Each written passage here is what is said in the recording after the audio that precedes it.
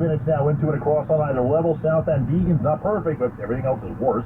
Lincoln Tunnel's about 10 to 15 in, 15 to 20 out from 11th, better elsewhere. 30 at the outbound Holland. Inbound side of the Holland Tunnel, about 10 from the Skyway, better off the Newark Bay Extension. Queensbound RFK to Orson out of the Bronx.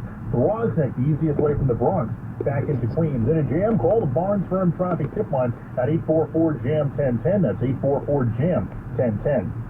Traffic sponsored by the Barnes Firm. I'm Greg Rice on 1010 Wins. I'm attorney Rich Barnes. If you've been in a car crash, choosing the right firm is crucial to get the help you need and the best result possible.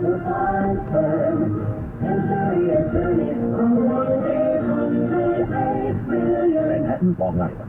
Now the AccuWeather 4-day forecast. Here is meteorologist Brian Thompson. Well, Lori, it has been a pretty nice day overall. We've had a fair amount of sunshine and temperatures in the low 80s this afternoon with pretty low humidity as well. Now, we will see a shower in a few spots heading into this evening. Looking at 10-10 West operator, might be a brief sprinkle over in the northern part of Queens right now. That's about it, though. It's going to be mainly dry. The vast majority of the area is going to be dry through tonight. We'll have just patchy clouds, low 67 in the city, closer to 60 in some suburbs. Clouds and breaks of sunshine for tomorrow will become breezy, especially on Long Island. Still can't rule out a stray shower. The vast majority of the area, again, is going to be dry tomorrow, high of 82.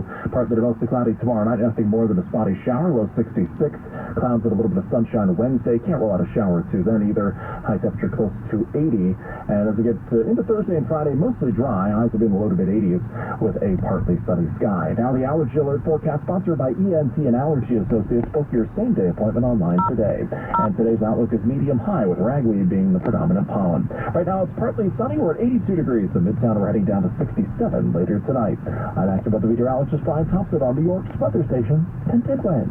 Nature Valley is giving away back-to-school gear for free at the Retalk Shop. On TikTok, show how you reuse to recycle with hashtag #RetalkForNature. And you can be sent a code unlocking one free item.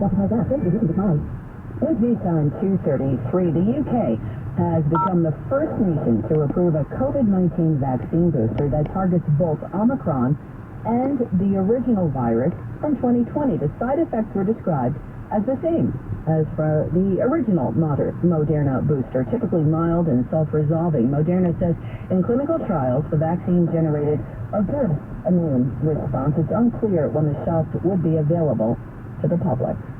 Wednesday, Sun 234. Iran has issued its first public statement since the stabbing of author Salman Rushdie. A spokesman for Iran's foreign ministry saying, quote, "No one has the right to accuse Iran," end quote, adding Iran knows nothing about the attacker and that Rushdie brought the stabbing upon himself.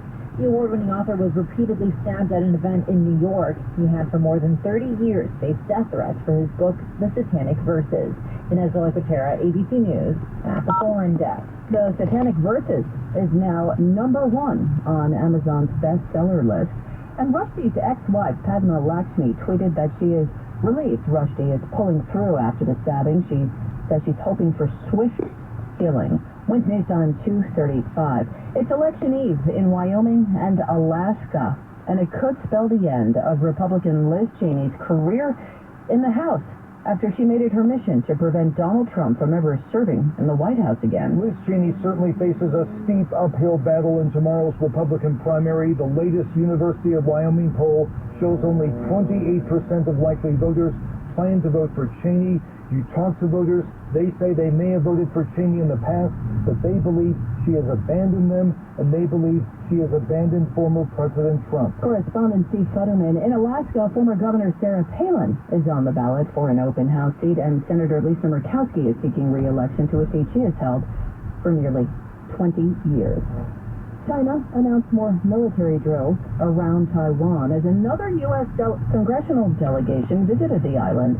Democratic Senator Ed Markey of Massachusetts met with Taiwan's president. China was furious over House Speaker Nancy Pelosi's recent visit.